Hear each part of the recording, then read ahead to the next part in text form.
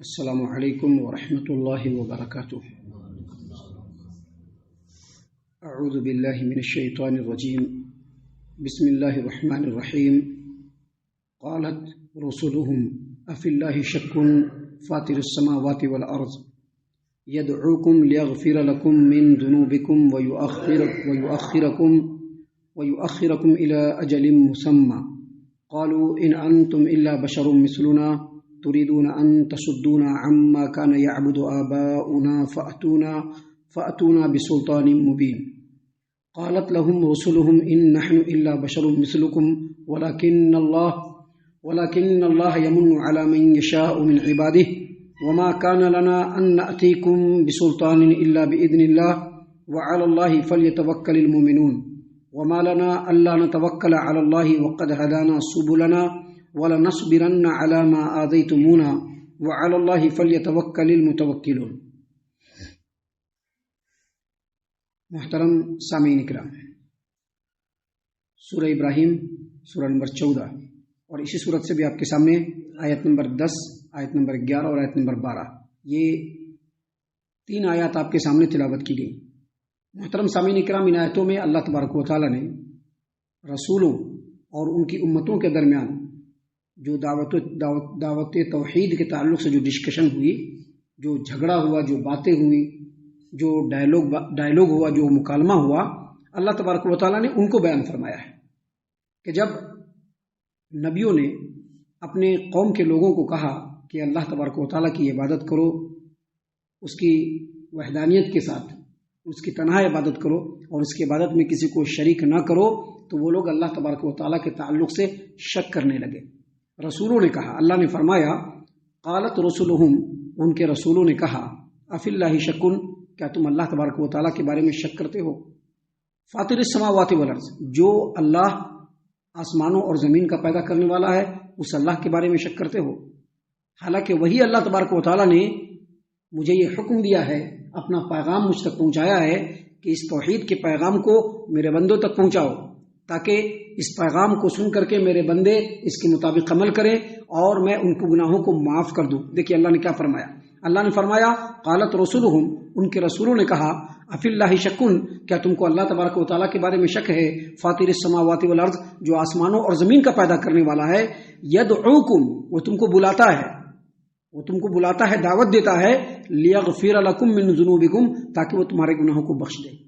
یعنی نبیوں نے جو پیغام پہنچایا، اللہ تبارک و تعالیٰ نے نبیوں کے ذریعے سے جو بندوں تک پیغام پہنچایا، اس کا مطلب یہ ہے کہ بندے ان باتوں کو ایکسپٹ کریں اور اس کے مطابق عمل کریں، اور جب اس دنیا کی زندگی کو گزار کر کے جب وہ آخرت میں پہنچے تو اللہ تبارک و تعالیٰ اس توحید کے ذریعے سے ان کے گناہوں کو بخش دے۔ رسولوں نے اس بات کو یہاں پر ثابت کیا، اور پھر یہ کہا وَيُؤَخِّرَكُمْ إِلَىٰ أَجَلٍ مُّسَمًّى، اور اللہ تبارک و تعالیٰ نے مجھ کو رسول بنا کر کے بھیجا ہے تاکہ اللہ تبارک و تعالیٰ اس دنیا کی زندگی میں ایک مقررہ وقت تک تم کو مہلت دے، اور اس درمیان میں تم اللہ کے بتائے ہوئے طریقے کے مطابق عمل کر لو، اور جب آخرت میں پہنچو تو اللہ تبارک و تعالیٰ تمہارے گناہوں کو بخش دے۔ جب یہ بات نبیوں نے اپنی امت کے لوگوں کے سامنے پیش کیا تو امت کے لوگوں نے کہا ان انتم الا بشر مثلنا، تم تو ہماری ہی طرح سے انسان ہو، پھر تم رسول کیسے بن گئے؟ یہ پہلا اعتراض اور ان کے لیے پہلی رکاوٹ۔ جیسا کہ آج کے ڈیٹ میں بھی بہت سارے لوگ پیارے رسول صلی اللہ علیہ وسلم کو انسان ماننے کے لیے ریڈی نہیں ہے، گویا آج جو اپنے آپ کو مسلمان کہہ رہے ہیں اور رسول اللہ صلی اللہ علیہ وسلم کو انسان ماننے کے لیے، بشر ماننے کے لیے تیار نہیں ہے، ان کا وہی عقیدہ ہے جو پچھلے زمانے میں مشرکین کا تھا، نبیوں کا انکار کرنے والوں کا تھا۔ دیکھیے نبیوں کا انکار کرنے والوں نے کیا کہا، ان انتم الا بشر مثلنا، کس کو کہا؟ اپنے پیغمبروں کو، جن کو اللہ تبارک و تعالیٰ نے ان کے پاس نبی بنا کر کے بھیجا گا، کہا کہ تم تو ہماری طرح سے رسول، ہماری طرح سے انسان ہو، تم کوئی الگ سے کوئی فرشتے تو نہیں ہو جو تم کو اللہ تبارک و تعالیٰ نے نبی بنا دیا۔ تريدون ان تصدونا عما كان يعبد آباؤنا، اور تم یہ چاہ رہے ہو کہ ہمارے باپ دادا ایک زمانے سے جن معبودوں کی عبادت کرتے ہوئے چلے آئے ہیں، آج ہم اس کو تمہارے کہنے پہ چھوڑ دیں۔ یعنی یہ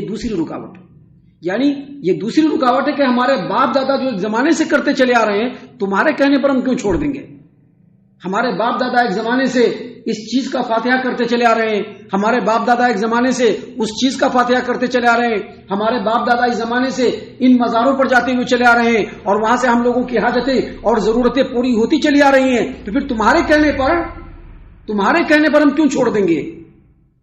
ان لوگوں نے بھی یہی بات کہا، کیا کہا کہ تریدون ان تصدونا عما کان یعبد آباؤنا، تم یہ چاہتے ہو کہ تم ہمیں ان معبودوں کی عبادت کرنے سے روک دو جن کو ہمارے باپ دادا عبادت کرتے ہوئے آئے ہیں۔ اگر ایسی بات ہے فاتونا بسلطان مبین، تو کوئی واضح معجزہ لے کر کے آؤ۔ واضح معجزہ لے کے آؤ کیا مطلب؟ جتنے بھی انبیاء کو اللہ تبارک و تعالیٰ نے اس روئے زمین پر نبی بنا کر کے بھیجا ہے، سبوں کے ساتھ معجزہ رہا ہے۔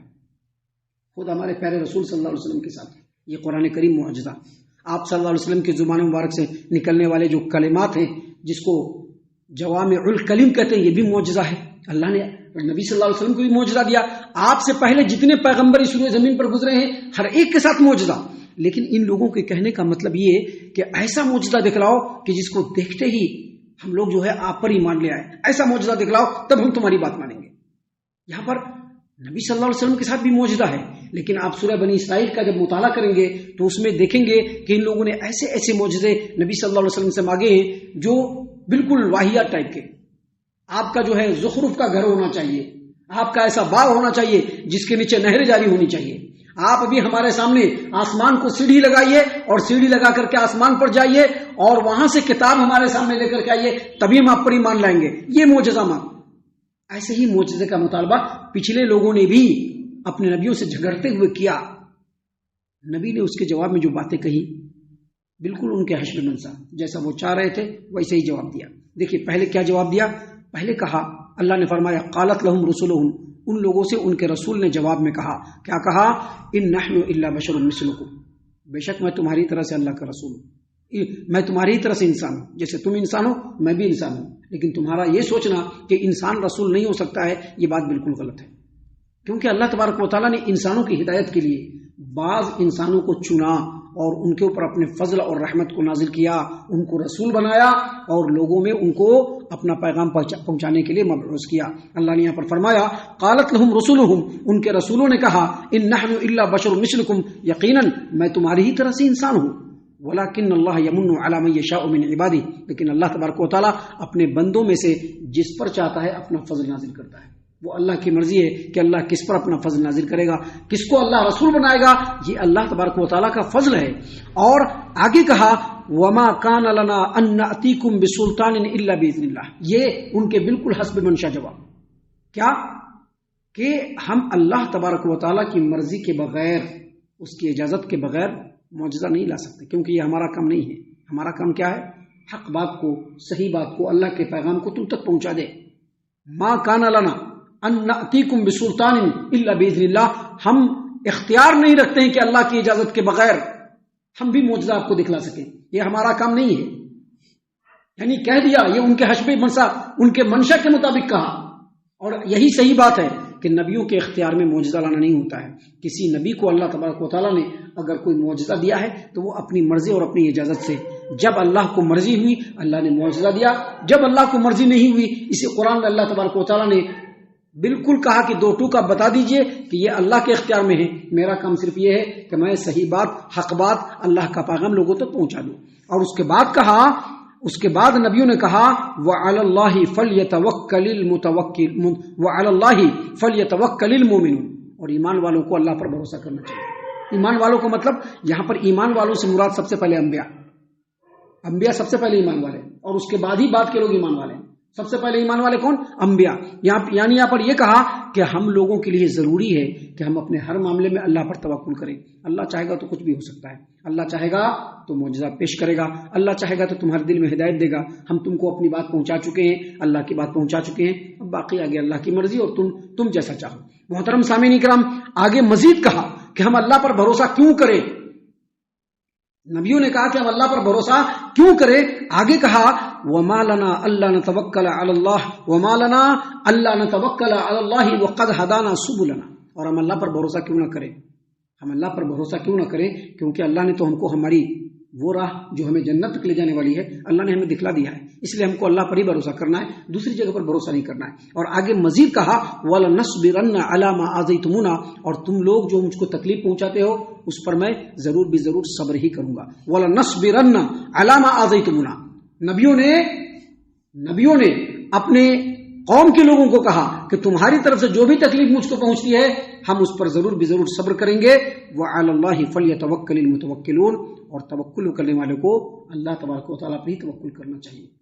سامعین کرام، یہ باتیں تھی جو اللہ تبارک و تعالیٰ نے یہاں پر بیان فرمائی ہے۔ آگے اس طرح کی اور بھی باتیں ہیں جو اللہ تبارک و تعالیٰ نے اس صورت کریمہ میں بیان فرمائی ہے، جس کو انشاءاللہ کل اور کل کے بعد کے درسوں میں ہم آپ کے سامنے پیش کرنے والے ہیں۔ ہم اللہ سے دعا کرتے ہیں کہ اللہ تعالیٰ ہم تمام کو ان تمام باتوں کے اوپر خوب غور و فکر اور تدبر کرنے کے ساتھ ساتھ ان باتوں کے اوپر عمل کرنے کی بھی توفیق عنایت فرمائے، آمین۔ اللہ تعالی ہم تمام کو صحیح معنوں میں پکا سچا مومن مسلمان بنائے، اللہ اور اس کے رسول صلی اللہ علیہ وسلم کی اطاعت و فرما برداری کرنے والا بنائے، صحابہ کرام رضی اللہ عنہم کے طریقے پر چلنے والا بنائے، جنت الفردوس میں جگہ عطا فرمائے۔ اے اللہ ہم تمام کو جہنم سے پناہ دے، اے رب العالمین ہم تمام کو جہنم سے پناہ دے، اے مالک الملک ہم تمام کو جہنم سے پناہ دے، آمین یا رب العالمین۔ وما علینا الا البلاغ المبین۔ تبارك الذي نزل الفرقان على عبده ليكون للعالمين نذيرا